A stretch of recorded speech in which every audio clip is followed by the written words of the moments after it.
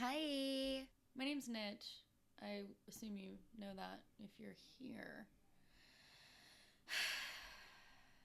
Let's just get to the beer part, shall we? Widmer Brothers Brewing. It's their Hef or Hefe or Hefe or Hefe. Hefa. The accent's confusing. It's the original American Hefeweizen. It says Prost to the original from the brothers who made it. It was established in Portland, Oregon in 1984. It does have a date there. It says 222. Oh, November 18th. That's probably when it was made. So it's months old. They're also craft beer with Portland Timbers. They're really into Portland. And I've had some controversies with their advertising of late, like how they think that they are the original hazy beer. The fuck are you talking about? So my friend brought this over last night to my house, and I was like, yeah, fuck yeah, save me one of those. I'm not gonna drink it now. There are other beers, but I will plop it on the morning beers, see what happens. So normal Hefeweizens, you actually want to jiggle it up and get like all the yeast out of the bottle. Well, that didn't work at all.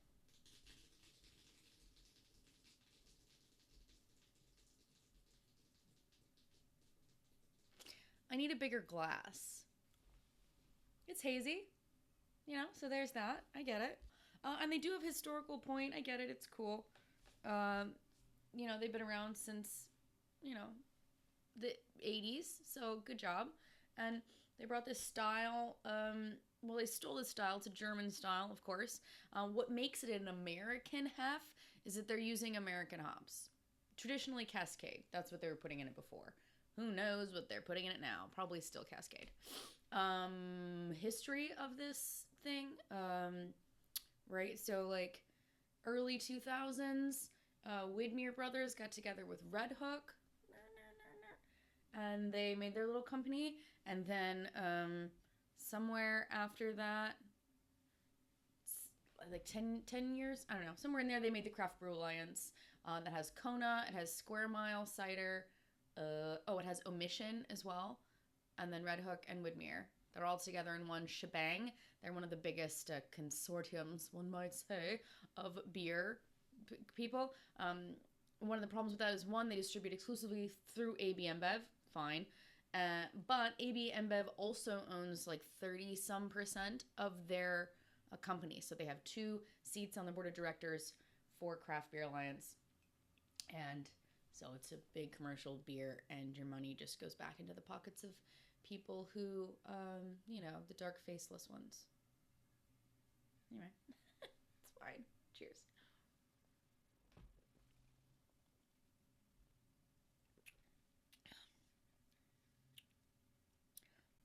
I mean, it's smooth. There's not a lot of bitterness. Malt really sings a lot more than I thought it would. Light, delicate, fairly crisp. It's refreshing. I even get a little bit of a citrus, kind of lemon pith on the end. And again, that delicate on the palate feels really nice. So, if you're into these, drink more of them, because it's definitely not a bad beer. Next story I wanted to talk about, there's 2 stories that I recommend you read the full pieces of, but I'm going to give you a little bit of info on them, and then there's one from the New York Times that's not that great. So, Kat Walensky at Beer Affair, she wrote for VinePair, we need to talk about beer diversity differently. So this is in response to last week, the Brewers Association published a long-awaited and highly anticipated best practices for breweries to focus on diversity and inclusion in their business. Repeat, diversity and inclusion in their business. For people that just don't get it. Like, what do you mean? Why can't we just call the printer downstairs the black guy printer and the printer upstairs the white guy printer? Why can't, as a white man, I can't walk up to one of my black coworkers and be like, what's up, nigga? No. There are reasons.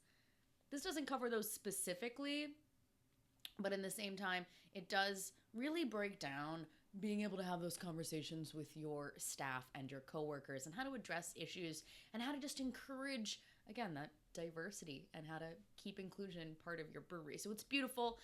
It's the new ambassador for diversity that the Brewers Association has created this position for Dr. J. Nickel Jackson Beckham. She's great. Follow her on Twitter as well.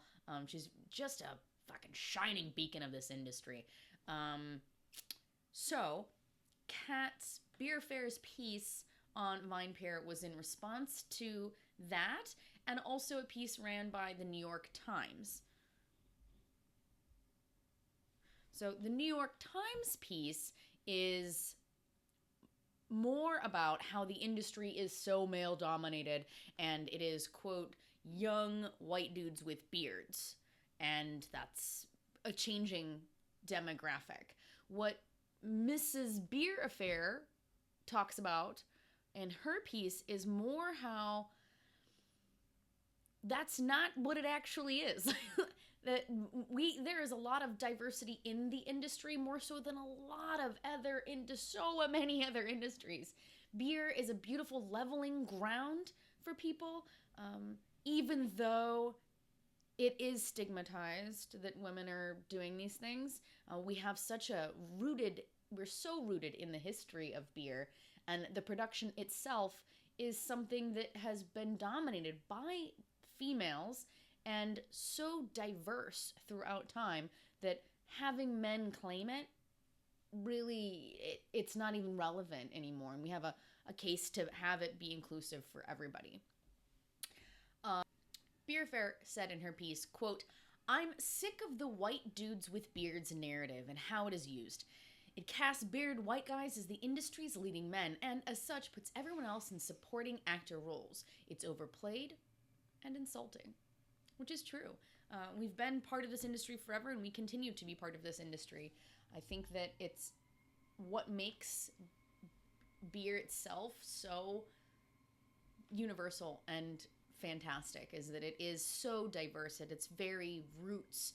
It is something that is for every human being, creatures, monkeys. They like beer. Just wanted to say, you should read those articles. They're very informative, but if you don't want to, this is a recap, and so you just basically know what's going on that front. Meanwhile, in North Dakota, it's been good. There's a lot of men that have really nice mustaches and beards in this town. Studies show that women like men with facial hair, which just goes to show why the Drinks Beards and Beers Night brought in so many people. There's not a whole lot of these that go around and are actually held in town, and just kind of want to do something a little bit different, bring people in, give kind of a different event to town. Keeping up a great mustache and a beard isn't as easy as one thinks. Well, every time I look into the wind, it's in my eyes, and every time I try to eat something, I'm eating my mustache. And every time I try to drink or eat a bowl of cereal or soup, I look like a kitten trying to learn how to drink milk for the first time. It's everywhere. I know, I couldn't help it. Some of those guys have really cool beards, and I think that these things are fine too. I personally don't want, and I hope the same for you, that we don't want to move the industry into stigmatizing anyone. If you're a white dude with a beard wearing flannels, Great Notion Brewing has some of the best swag for you. And that's great that we can have all of those things. Well, we can have all of it and still be nice and happy. To each their own. Just, do what you will as long as it doesn't harm anybody else. Easy rules. The other thing that beer does is it inspires people to dance. So I wanted to bring some nice, happy news coming out of India. Mumbai has re-established dance clubs. Mumbai रे dance bar खोलिबा नै रास्ता सफा सुरक्षा एवं कड़ा नियम सह dance bar पुणी खोला जाय परिबो. So apparently they now allow orchestras and tips, and there will be no there'll be no showering of cash and coins inside the bars. No showering of it. No fucking making it rain, people. But you can politely tip people, and you can also tip the orchestra. Good on you, Mumbai. Hey.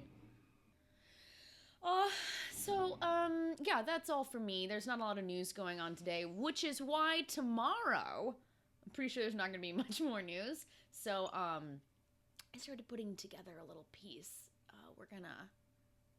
We're gonna review that Metallica beer. Well, we're gonna talk about it. We're gonna talk about a lot of things. Some things I don't think that you knew about Metallica also regarding Canada. Don't look it up yet. We're gonna talk about it. But also like metal and Napster. We'll get into that just like a little smidge, a little short deal. But for today, for now, I just want to leave you with this video that is so far the earliest commercial that I found for a non-alcoholic lager. So check that out, enjoy, and I will see you tomorrow. Have a great day. It's clear, cool, flavorless, but above all, refreshing. Paint after paint after paint.